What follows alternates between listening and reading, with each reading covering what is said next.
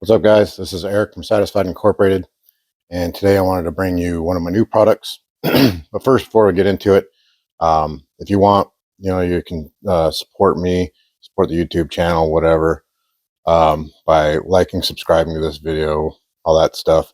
You can also check out my website, which is satisfiedincorporated.com. On there, I've got parts for all the classic BMWs. So something worth checking out if you want to see stuff that you're interested in and support me at the same time. So now that we've gone over that, I want to show you a new product that I got, and it's not a mind-blowing product. It's something that's been out for a while, and people have been using them. But I decided to make these because I saw a little bit of difference that I could make. So these are just the E30 steering rack bushings. So if you're going to go to E36, E30, E46 rack or whatever, you need to convert your steering knuckle over to, you basically need to make this shorter, right? So you cut out these, make it shorter, do all sorts of stuff. And I'm going to go over that in this video. But basically I'm just offering, the spacers that'll go in the knuckle to make it shorter. These are the spacers that go in your rack, because the rack on the subframe spacing is a little bit wider than like a E36 rack, so you need something to take up a little bit of space. And then I'm also offering these spacers, which are going to take place of the rubber little guibo thing in here. And I'll go over that too, but I wanted to make something that takes care of these, because this is just like, I feel like it's one of those German engineering products that had kind of a good idea and good intentions, and then it didn't work out too bad. But I feel like with the age of these cars, we're going to want to start replacing these, because they start getting a little bit worn. And to be honest with you, I don't really understand. I understand their function was to reduce like vibrations and stuff, and like,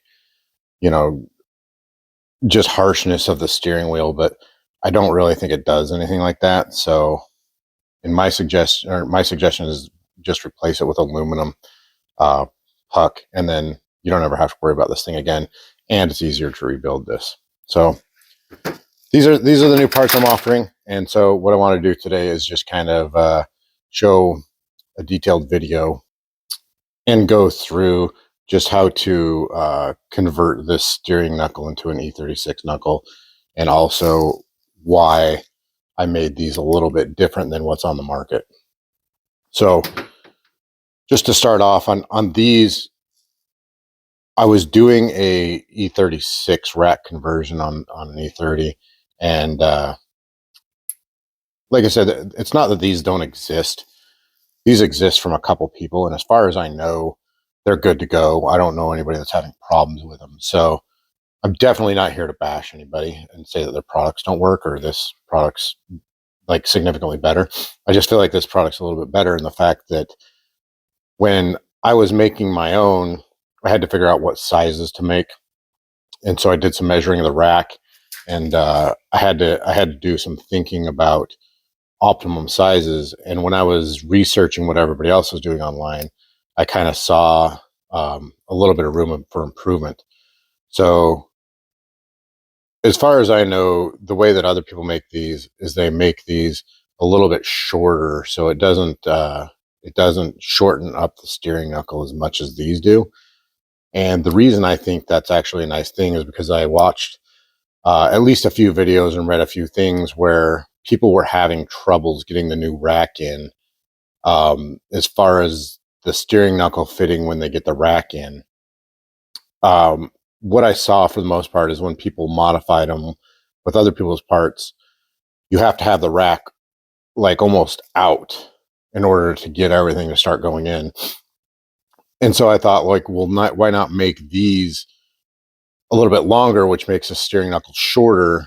And so when you're putting in a rack with these ones, which make everything a little bit shorter, you can actually have the one bolt in on a driver's side E30, on the left-hand drive E30.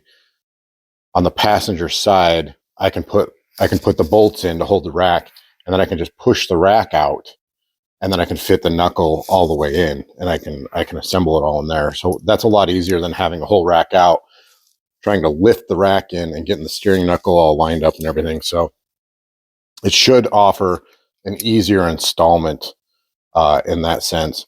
And it also, I just measured the E36 rack versus E30 rack, and what I'm making here still isn't going to make the steering knuckle short enough by my measurements, but it's kind of a trade-off. And the way I decided this was I wanted to make it so it barely fits with the rack installed, just like I was saying, with one side out, and then just being able to kind of push everything in place. I wanted to make it barely work there, and then not have it any shorter, kind of like it needs to be, because then you have as much engagement on the splines, and everything kind of fits. So it's, to me, these are the optimum fit. And then I also liked, I might also able to get you a hex head bolt on there. Some people were using a socket head, which I don't think there's anything necessarily wrong with that. It's just I want mine torqued really good, and there's ups and downsides to what they do versus what this does. But it's just something I wanted to do that was a little bit different. But this also has a shoulder like there, so it fits in the hole that we're going to modify. So, like I say, at the end of the day, I just think this is a little bit easier to use product than what's on the market, and I'll also be able to come in at a great price. So let's get to work, and I'll show you how I modified this steering knuckle. It's pretty much the way that everybody else is doing it, but I didn't think there was a large amount of videos starting or showing how to modify this from start to finish. So I'll just go over it using my parts, and we'll show the end result. Okay, so the first thing we're going to do is we're just going to take we're going to take these rivets here, and we're going to cut these things out. But I will say, most of the videos I watched, people were taking a Dremel with like a cut-off blade, and they're cutting this off. And if that's all you got, that's all you got. I understand that. But I'll say, if you can get yourself an angle grinder with a cut-off wheel, I mean, this is like 10 times the tool a Dremel is. There's not even a competition. I'm not going to stand here all day myself and do this with a Dremel. That's crazy. But these angle grinders, man, they're a good deal. I've had mine from Harbor Freight. These are like 20-year-old like angle grinders. They might have been like $6 at the time, 20 years ago. They're great because they have a cutoff wheel. I've also got other ones that have like a flap disc for sanding, or like a wire wheel for cleaning things up. And I actually bought like 5 of these at a time, just because of I didn't want to change out the attachment. So I had so many just to like leave the attachments on there. But like I say, I mean, these things are more than paid for themselves. I've only had like one of these go out in like the last 20 years. So if you're going to do this mod and you got a couple extra bucks, I don't know what these cost now. They might be like $20 or something now, but got a couple extra bucks, spend the money and get a cutoff wheel on an angle grinder. It's going to make this way easier. So right now, I'm just going to cut these off.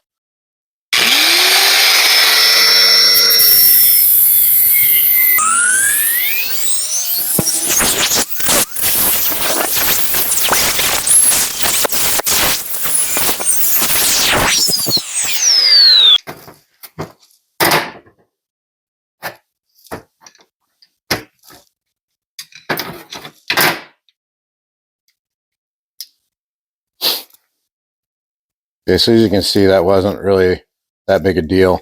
Just when you're coming in here and you cut the head of that rivet off, make sure you get the whole head of the rivet. You can maybe see in there how you've got the head of the rivet gone, and then that's that way. And plus, it's not a horrible thing to get your angle grind in there and kind of like flatten this area out, because we're going to have a nut on the top of that. So we want that nice and flat, and we'll take a look at that later. But we're pretty much ready to go. I just got to cut these off, and then we'll be able to slide this whole section off.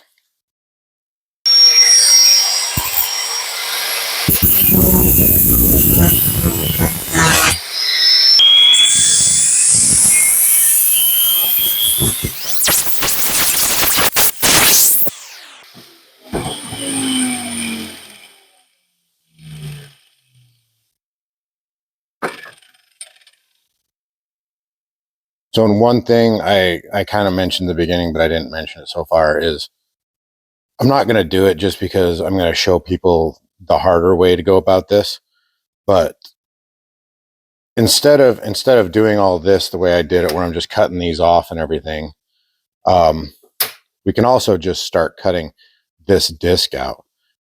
And it actually makes it easier to install and to take apart and everything, because if I cut this disc out, then I don't even have to cut these things off, because this whole thing's off, and then I can just slide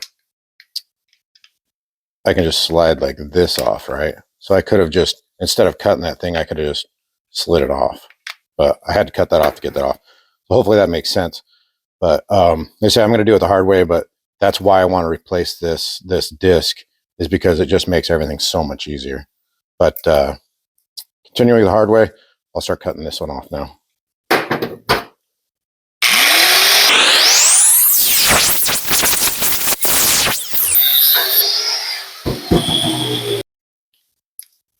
Okay, so this side I didn't really modify, right?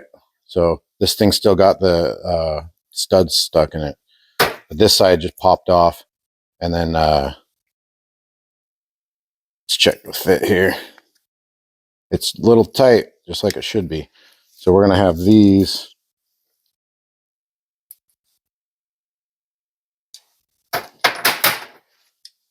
These are going to go in here like this. And then as soon as we get that off, it'll be like that.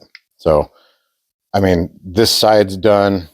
We just need to pop these rivets out now. We'll see if I can get a good view on what I'm doing here, but I'm just putting this in my vise, not held securely really.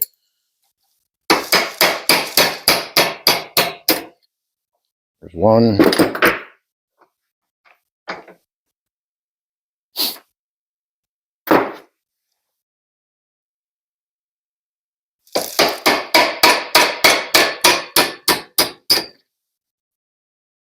So there's both of them, both out. Okay, so now we got this all taken apart. And what we're trying to do here is we're trying to go here to here. And the only problem we're left with is we've got to get this bolt, which is a 10mm bolt, through these holes that are not quite 10mm holes. So we're just going to drill this and this to 10mm holes. We'll be good to go on that one. Okay, and then when I'm going to drill this in my vise, I just made these little plastic strips. And so when I drill in here, I'm not drilling into my vise. I can just drill into these plastic strips comfortably.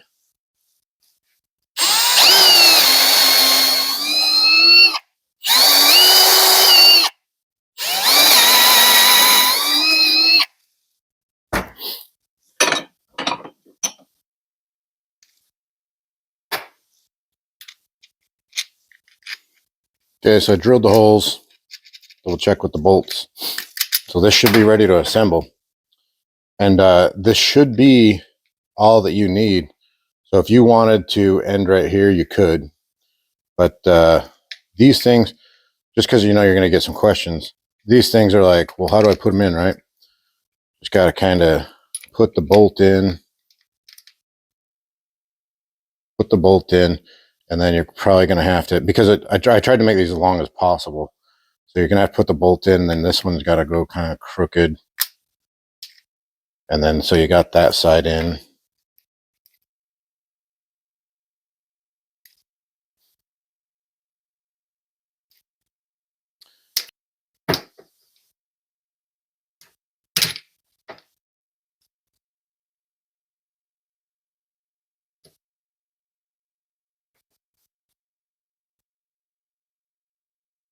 All right, and so when you kind of finagle it a little bit, it's not that hard, but somebody who doesn't know what they're doing or never dealt with this might kind of think, hey, this doesn't fit.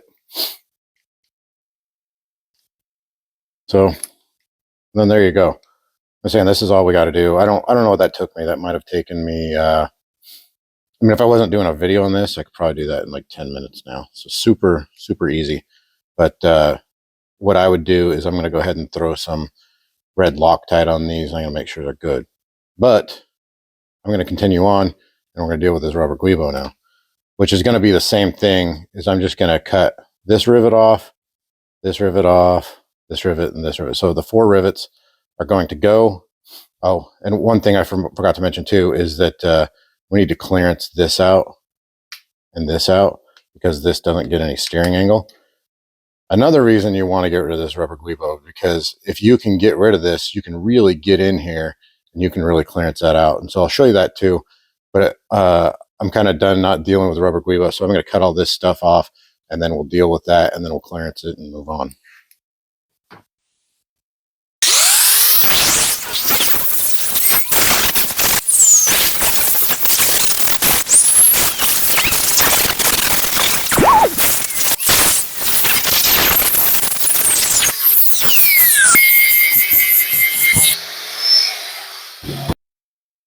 So you can get all those rivets off, but also what I'm going to try here is I'm just going to cut it right down below here too, so I can separate this whole thing and try to get everything off in separate pieces and not deal with this whole mess. See how that goes.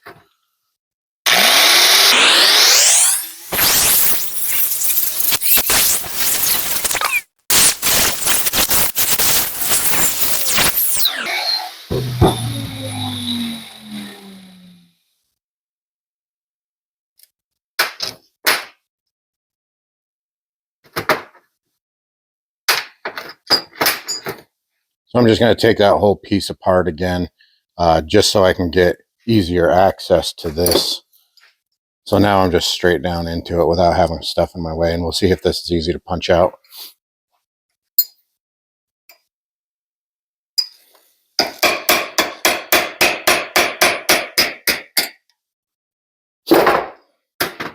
Yeah, so that's all super easy to punch out if you have all this in pieces.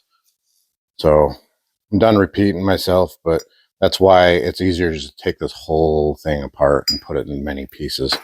So I'm going to do the same. This one's a little bit more difficult because that yoke's in the way, but I think I can still get to it from this side. So we'll give it a shot.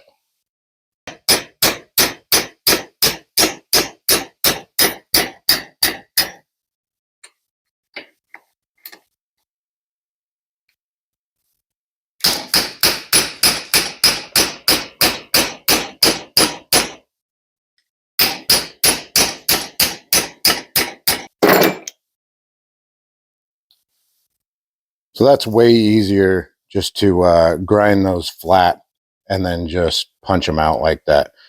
The first knuckle I did, I was drilling all these holes and trying to get those things out that way, and that was kind of a mess. So do yourself a favor and do what I just did. Grind all those heads flat and then punch them out. Like I said, now we got to clearance these spots because this thing will bind if you don't. So obviously you don't need to do it this way. There's a lot of throw that way. It's just this way. Need some help. You can use a Dremel, and that's what most people I was watching were using.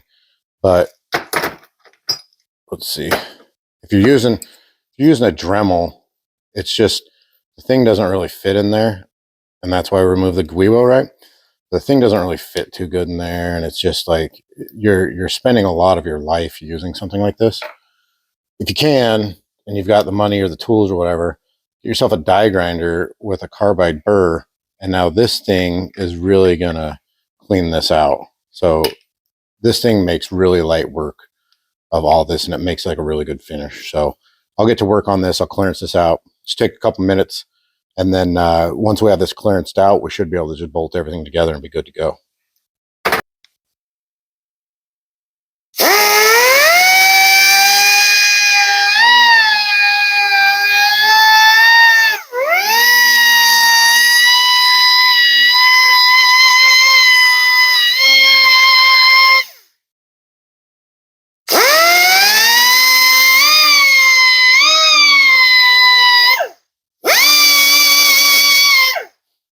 And then when you get a little bit of the way done, it's just easier to flip to the other side because now you have more room over here to work.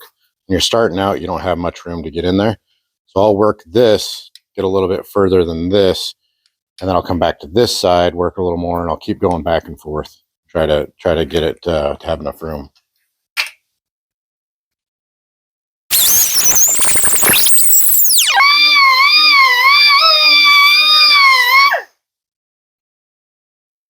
So you can probably see how much easier that is than a Dremel to use. But while you're going around, you know, just kind of take a look and be like, well, where is it binding? So it's still binding like right in here and in here. So I'm actually going to come in and I'm just going to take a hair off. Let's see if I can get the camera. Hair off right there.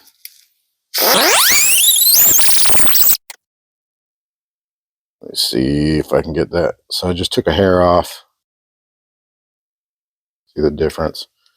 And I can't really show it, but if you look in there, now it's the problem's clear up in here rather than in here. So I can keep going on that. But I want to keep this kind of strong. So I might take a hair off this, but I'm going to keep coming back in here a little bit.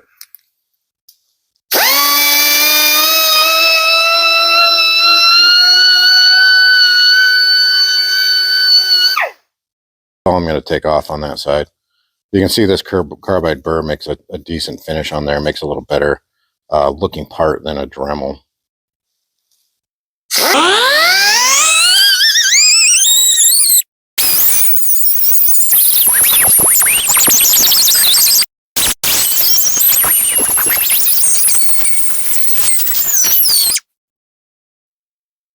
Okay, so not bad, huh? That's quite a bit more than stock. So it just depends how far do you want to take this. I think that would probably be pretty good. I might take a hair more out though.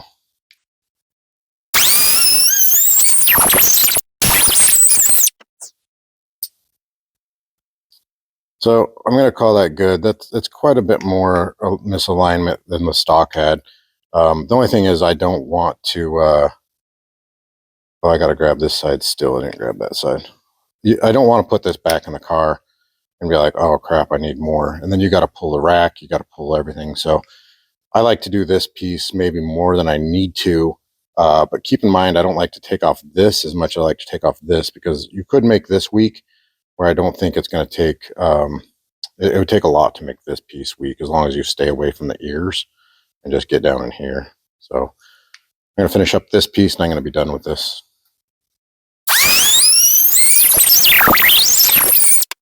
I think that's pretty good. Let's just reassemble this whole thing and we'll be done. Okay, so now we got everything, and let's throw everything back together. One thing I forgot to mention though is this piece. We'll have like a piece of nylon sticking up, and we're trying to go like this so you can see that the nylon doesn't work. So that nylon's got to be at least flush with these. But I'm going to take it all the way down.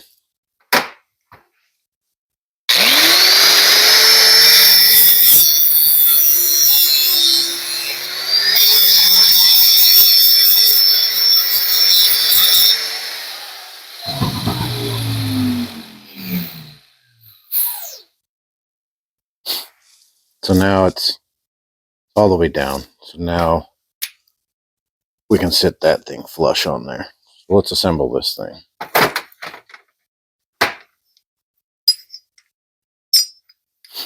So where these go should be obvious, because these holes are 10 millimeter, and then these are the bigger holes. So obviously put them where they go.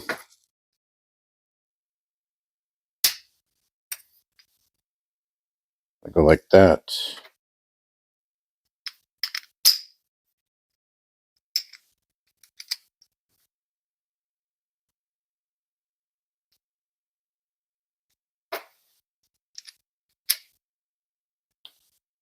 Like that. Like I say, you're going to red Loctite these. So make sure you put red Loctite on them. So now you're left with this. So now if you got this aluminum puck that I've made here, there's a inside that has well, it goes like this, right? So if you try to put this on, it's not going to go.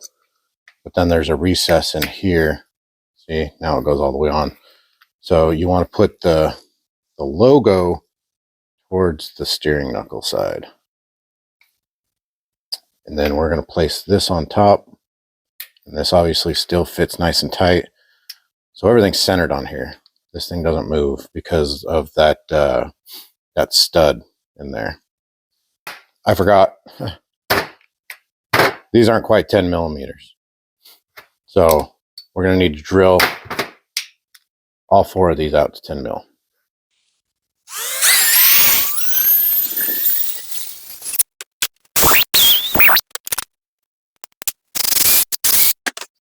Okay, now we got these drilled out to 10 mil.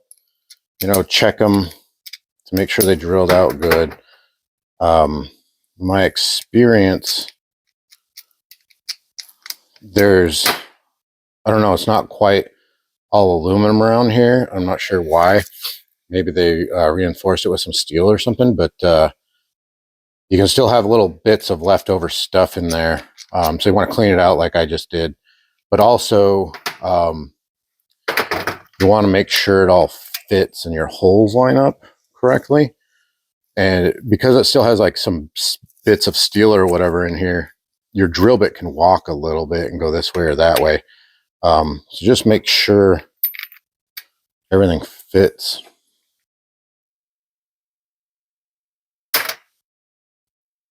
You know, like this. So I was able to get mine straight on there. So make sure it fits like that. But if it doesn't, just take the drill bit through the puck and through the things at the same time. And then that way you can make sure they're lined up. So it's just kind of, it can be obviously kind of tricky of how to put everything together and make everything fit right. But we're going to go like this and see how this goes.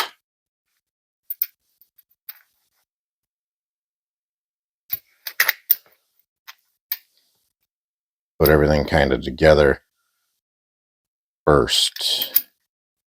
And then we're going to go like this. And then that's going to work.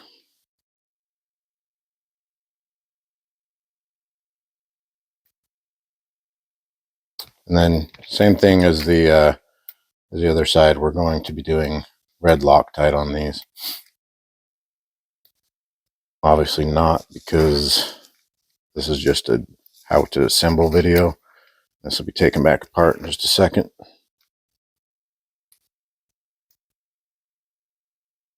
But basically you're just going to want to go through and you're going to want to tighten all these up with red Loctite.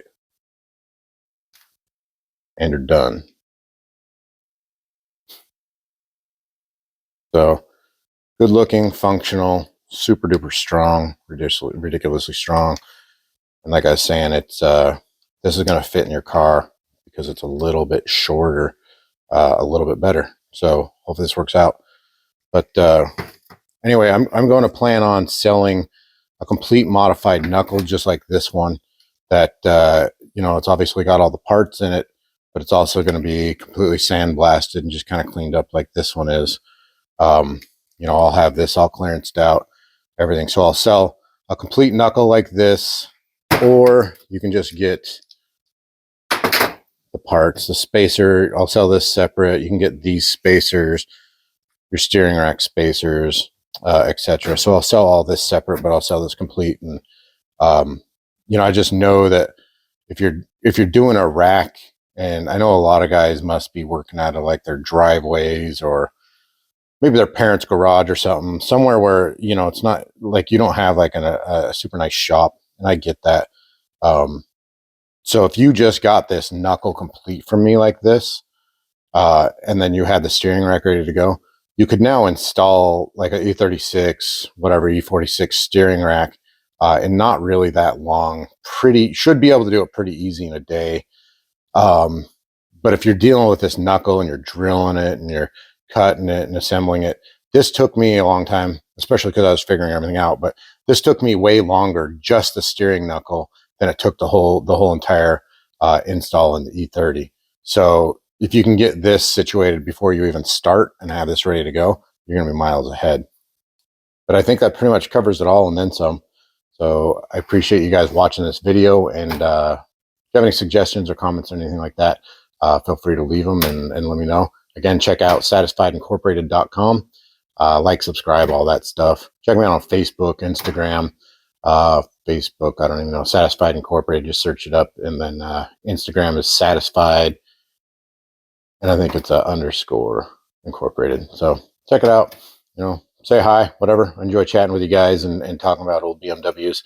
If you take a look around my shop, that's kind of what I'm into, is just I do this because it's a passion. I don't really do it for the money. Anyway, thanks for the support. Thanks for watching.